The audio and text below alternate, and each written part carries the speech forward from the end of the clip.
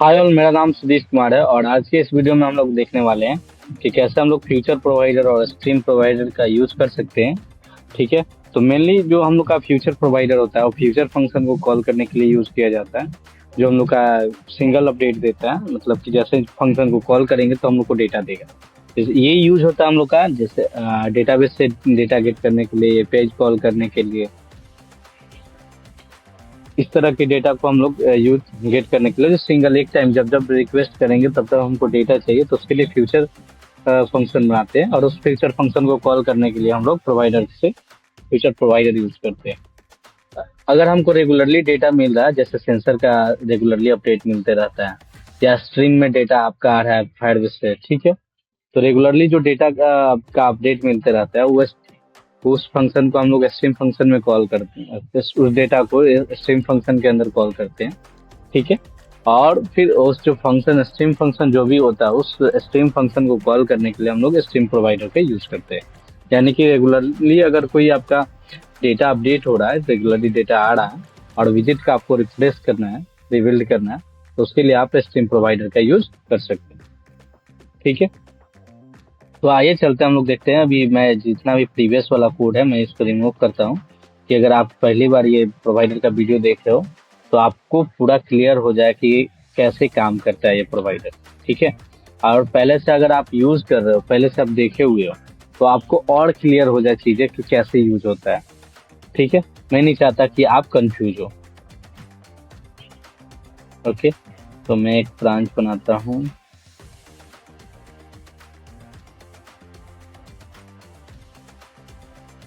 Future and stream provider. ये video हम लोग का प्रोवाइडर का थर्ड वीडियो है। ओके। तो अभी क्या करते हैं हम लोग, होम प्रोवाइडर एक क्लास बनाए हुए हैं, उसमें ज़्यादा कुछ नहीं है। और ये मेन डॉट डाट पे भी कुछ नहीं है हम लोग का। तो इसमें क्या करते हैं हम लोग, वॉइड मेन लेते हैं। ओके। और इस वॉइड मेन के अंदर हम लोग अपना रन ऐप फंक्शन को कॉल करते हैं। इसमें माई ऐप देते हैं हम लोग। अब माई ऐप मैंने क्रिएट नहीं किया है तो इसलिए स्टेटलेस विजिट हम लोग माई ऐप क्रिएट करते हैं। My app. ओके। अब देखो, जब जैसे ही हम लोग माई ऐप क्रिएट कर लिए ना, अब हमको जो प्रोवाइडर साथ में यूज करना है, तो आपको अगर पहले से पैकेज ऐड नहीं किए हैं प्रोवाइडर का तो आपको टर्मिनल के अंदर फ्लटर पब ऐड प्रोवाइडर लिखना है। ठीक है। इससे प्रोवाइडर का जो भी पैकेज है आपके पबस्पेक डॉट फाइल में लेटेस्ट वर्जन के साथ इंस्टॉल हो जाएगा, यानी कि स्टोर हो जाएगा। ठीक है। अब हम लोग को प्रोवाइडर यूज करना है, मल्टीपल एक से ज्यादा प्रोवाइडर यूज करना है आपको अपने प्रोजेक्ट में। तो उसके लिए पहले आपको मल्टी प्रोवाइडर से अपने ऐप को रैप करना होगा। ठीक है। तो इसमें लेते हैं हम लोग अपना पहले multi provider. Okay. Control space click कीजिए और इसके अंदर आपको लिस्ट ऑफ प्रोवाइडर्स पास करना होता है। देन चाइल्ड के अंदर अपना जो भी काम करना है, जैसे माई ऐप है हम लोग का तो माई ऐप देना होता है। ठीक है। जैसे ही माई ऐप दिए हम लोग का प्रोवाइडर अब इम्प्लीमेंट हो चुका है। अब जो भी प्रोवाइडर्स आपके पास जो भी अपने प्रोजेक्ट में आप यूज करने वाले हैं उस प्रोवाइडर को यहाँ पे आपको इनिशियलाइज करना होगा। ठीक है। तो अभी क्या करता हूँ मैं कि एक जो प्रोवाइडर नाम का एक पेज बनाया हम लोग, home page provider. Previous videos का भी कोड मैंने इस पे लिखा था, तो मैंने न्यू फाइल नहीं बनाया, डायरेक्ट इसी पे काम करते हैं। Home page provider, page provider और इसको एक्सटेंड कर देते हैं हम लोग, एक्सटेंड चेंज नोटिफायर प्रोवाइडर से। अब आपको लगेगा कि हमको फ्यूचर और स्ट्रीम के लिए इसका क्या जरूरत है। तो मैं नहीं चाह रहा हूँ कि जो भी होम पेज से रिलेटेड है उस फंक्शंस को कहीं और रखें। ठीक है। तो इसकी वजह से मैंने होम पेज प्रोवाइडर बनाया। और नहीं तो अगर हम मान लो कि यूज नहीं करना है हमको, डायरेक्ट हमको स्ट्रीम और फ्यूचर फंक्शन यूज करना है, तो सिंपल से यहाँ पे डिफाइन कर देंगे हम वॉइड फ्यूचर फंक्शन बनाना है। क्योंकि फ्यूचर फंक्शन हम लोग इसलिए बनाएंगे क्योंकि हम लोग को यूज करना है फ्यूचर प्रोवाइडर। ओके। और इसमें हम लोग डेटा टाइप दे देते हैं, मान लो कि मेरा स्ट्रिंग रिटर्न होने वाला है। ओके, फेच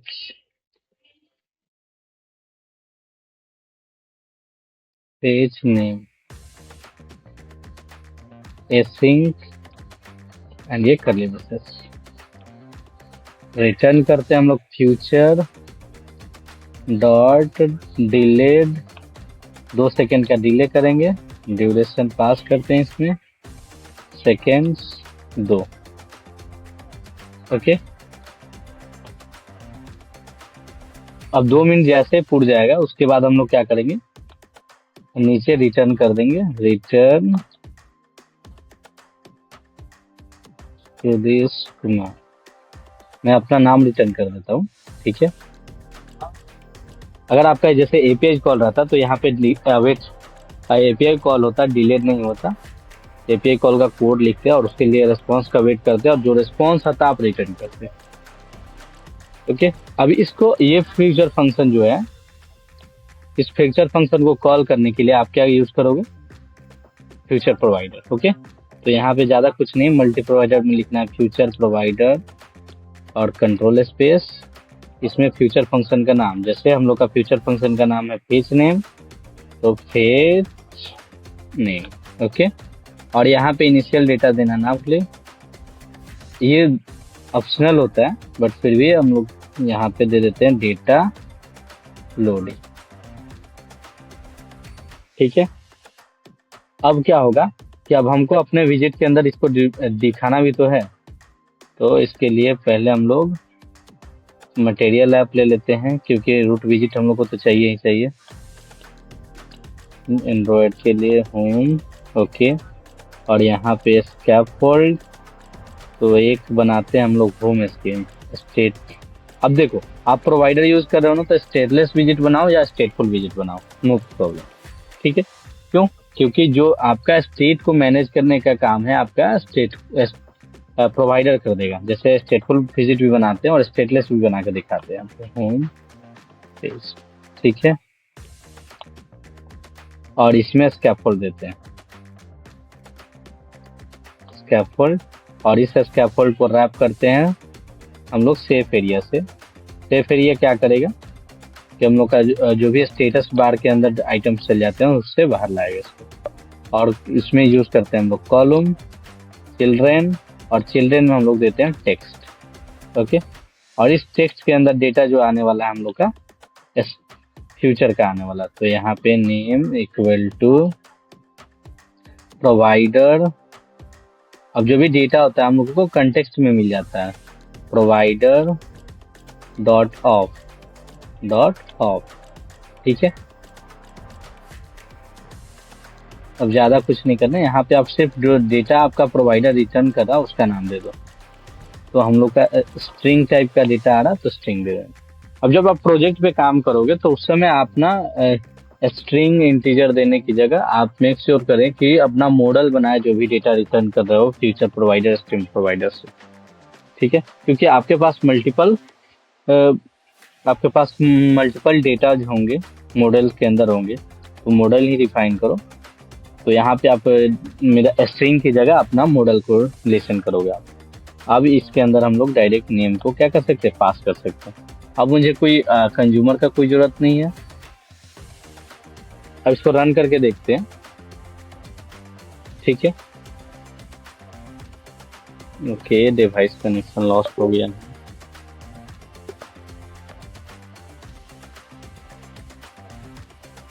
रन करते हैं एप्लीकेशन को।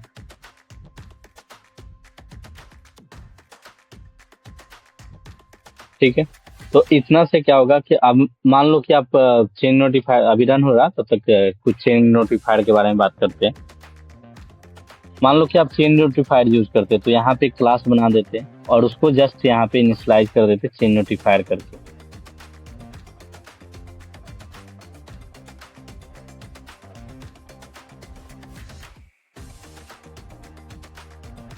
ओके, देखो 2 सेकंड जैसे ही पूरा मेरा नाम आ गया। फिर से इसको रन करते हैं, डेटा लोडिंग, और 2 सेकंड के बाद मेरा नाम आ गया। ठीक है, तो कोई कंज्यूमर का जरूरत नहीं पड़ा मुझे। अगर आपको स्ट्रीम बिल्डर स्ट्रीम फंक्शन का यूज करना है, यानी कि जो भी स्ट्रीम फंक्शन में डेटा आ रहा उसको आपको लिसन करना प्रोवाइडर के थ्रू। ठीक है, तो सिंपल सा क्या करोगे आप, फ्यूचर की जगह स्ट्रीम लोगे तो बनाओगे stream function stream,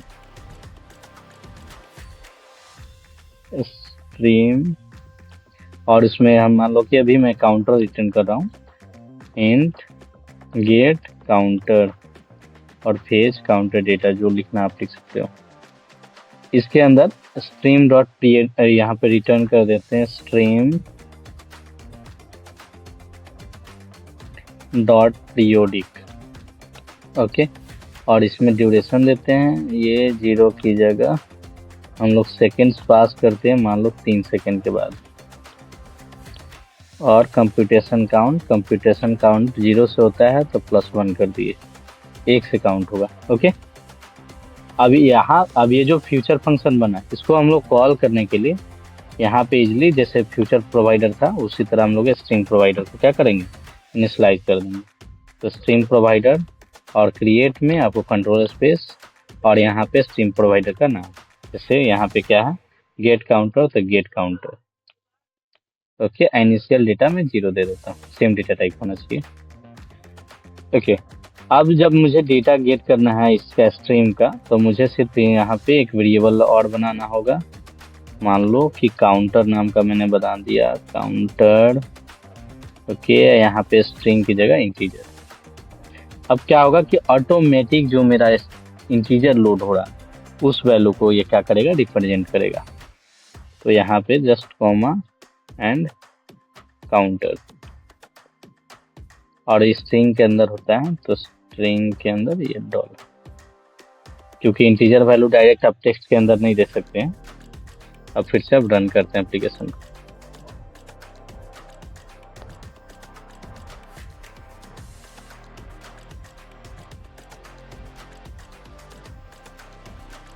okay, run करते हैं।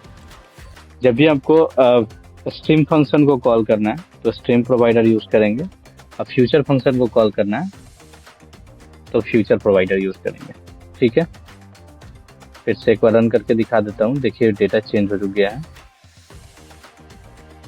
डेटा लोडिंग पहले से 0 है क्योंकि हम लोग ने नीचे चैट में दिया था। काउंटर देखो अब चल रहा है हम लोग का, हर 3 सेकंड के बाद एक बढ़ेगा।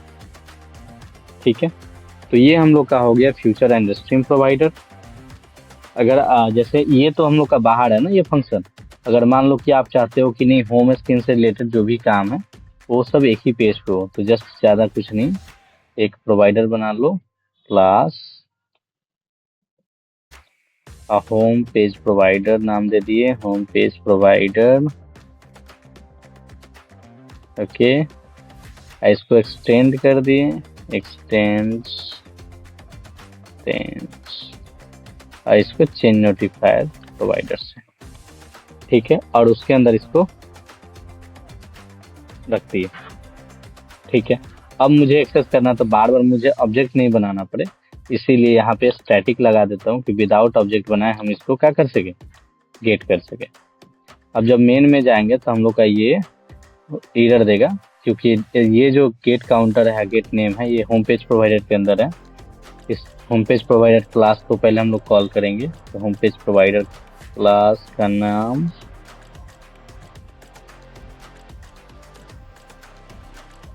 ओके पेस्ट करते हैं, सॉरी,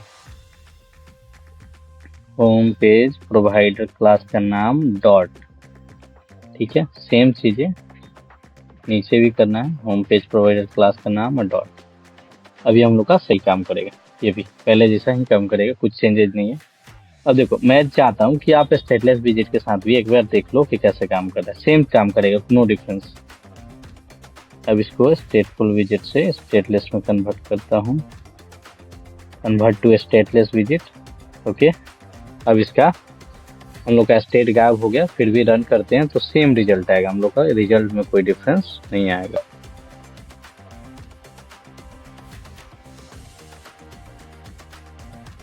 ओके, एप्लीकेशन को फिर से रन करते हैं, कनेक्शन लॉस्ट हो गया था। अभी हम लोग होम पेज प्रोवाइडर का यूज नहीं करें क्योंकि इनिशियलाइज नहीं किया उसके, और जैसे ही उसके अंदर से कोई डेटा कॉलिंग का काम करेंगे तो प्रॉब्लम करेगा। तो वो भी करके अभी दिखा देंगे, जैसे जस्ट इसका एक एग्जांपल देख लेते हैं। पहले फ्यूचर और स्ट्रीम सही से काम कर रहा है कि नहीं, देख काम कर रहा है ना हम लोग का स्टेटलेस विजिट में भी। तो ये फायदा है हम लोग का प्रोवाइडर का, आप स्टेटफुल विजिट बनाओ या स्टेटलेस बनाओ, कोई दिक्कत नहीं है, ठीक है। बल्कि अगर आपको मान लो कि आपको यूनिट स्टेट वगैरह में कुछ कॉल नहीं करना है तो डायरेक्ट स्टेटस विजिट के साथ ही काम करो, बहुत बेहतर है। अब मुझे मान लो कि चेन नोटिफायर प्रोवाइडर से भी डेटा निकालना होता है।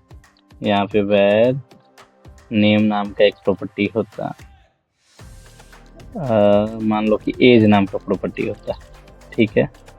अब बाई डिफॉल्ट अभी 0 रखते हैं, 0 नहीं 10 रखते हैं, ठीक है। और यहाँ पे एक मेथड दे देते हैं void change name, change age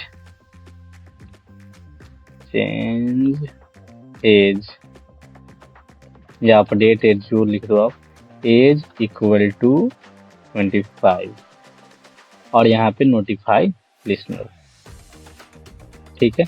तो इसके डेटा को, नोटिफाई लिसनर वाला डेटा को आपको चाहिए यूज करना है, तब जाके आपको कंज्यूमर का जरूरत पड़ेगा। तो हम लोग चेंज नोटिफायर प्रोवाइडर को भी क्या करते हैं, इसको इनिशियलाइज कर देते हैं। तो होम पेज प्रोवाइडर क्यों, क्योंकि देखो यहाँ चेंज नोटिफायर के थ्रू हम लोग का क्या है, ये इनहेरिटेड है और तभी नोटिफाई लिसनर काम करेगा, अदरवाइज नहीं करेगा। फिर उसके बाद इतना हो गया ना हम लोग का, उसमें प्रोवाइडर का नाम दे दिए। आप जस्ट इसका यूज आप डायरेक्ट कर सकते हो। विजिट में जाओ, नीचे हम लोग का है ना, अब यहाँ पे इसमें नीचे कंज्यूमर ले लो, कंज्यूमर कंट्रोल स्पेस एंटर। अगर एक से ज़्यादा लाइन का काम करना है तो बॉडी का यूज़ करो, ठीक है। और इसके अंदर रिटर्न करना पड़ता है आपको जो डिजाइन हो। तो मान लो मुझे टेस्ट के अंदर ही डेटा दिखाना है और जो डेटा आ रहा है वैल्यू के अंदर आ रहा है, तो वैल्यू डॉट, डायरेक्ट डॉट तो एक्सेस करेगा नहीं, तो इसके लिए कर्ली ब्रेसेस का आपको यूज़ करना पड़ेगा, कर्ली ब्रेसेस। और उसके बाद एक चीज़ और है कि आपको प्रोवाइडर का अपना टाइप बताना पड़ेगा। तो होम पेज प्रोवाइडर है मेरा, वैल्यू डॉट आपको क्या चाहिए, एज पेज, ठीक है। अब बटन पे क्लिक होने पे हम लोग का प्रोवाइडर का भी ये चेंज होना चाहिए ना, डेटा चेंज होना चाहिए। तो क्या करेंगे, एक एलिवेटेड बटन ले लेते हैं, control space enter, text, okay, change age. और इसके अंदर क्या करेंगे हम लोग कि प्रोवाइडर डॉट ऑफ, और इस कंटेक्स्ट के अंदर पहले आपको बताना पड़ेगा कि कौन सा प्रोवाइडर को आप एक्सेस करना चाहते हो।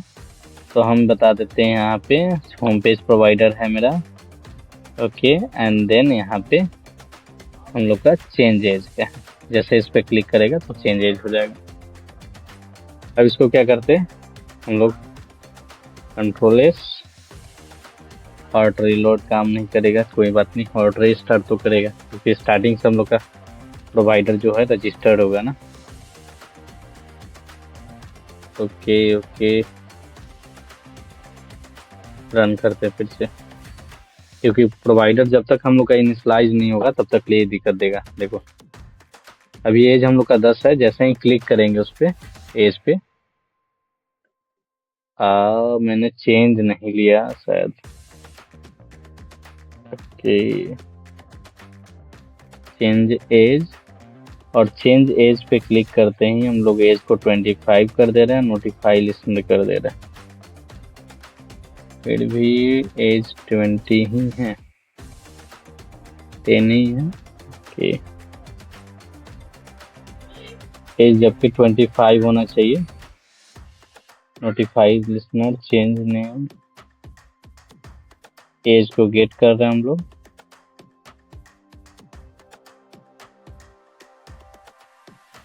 ओके। एक चीज यहाँ पे हम लोगों ने मिस्टेक की है कि यहाँ पे लिसन फॉल्स करना पड़ेगा, तभी जाके हम लोग का यूआई रिफ्रेश होगा, अदरवाइज नहीं होगा।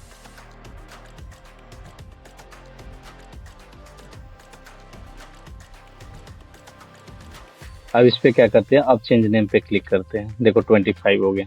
तो ये लिसन फॉल्स को अगर आप चेंज नोटिफाइड यूज कर रहे हो तो लिसन फॉल्स करना पड़ेगा अगर आपको डेटा का अपडेट चाहिए तो। अगर डेटा का अपडेट नहीं चाहिए तो इसमें लिसन फॉल्स नहीं डालना, बाय डिफॉल्ट ये ट्रू होता है।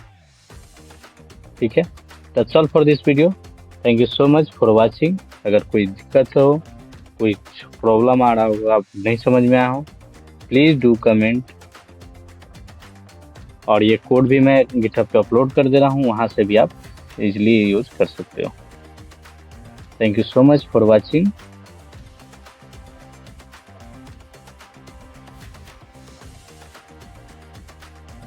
तो ये हो गया आपका code, push commit and then push. आपको पूरा कोड चाहिए तो ज्यादा कुछ नहीं, गिटहब पे जाना है और सुदेश के सर्च मारना है।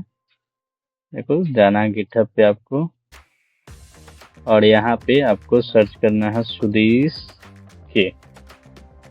यहाँ पे आपका बेसिक फ्लटर बेसिक करके आ जाएगा प्रोजेक्ट। उसके अंदर पूरा ब्रांचेज वाइज कोड है, पूरा फ्लटर का जो भी ट्यूटोरियल हम लोग अभी बना रहे हैं उसका पूरा कोर्स इसमें आपको मिल जाएगा। तो इजिली आप क्या कर सकते हैं, कोर्स यहाँ से उठा सकते हैं।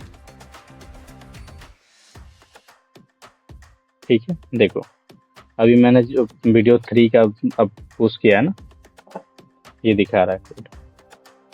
और भी सारे जितने भी वीडियोज बनेंगे सारे के कोड आपको यहाँ पे मिल जाएंगे, लेटेस्ट कोड, है ना। Thank you so much for watching. आपका दिन शुभ हो।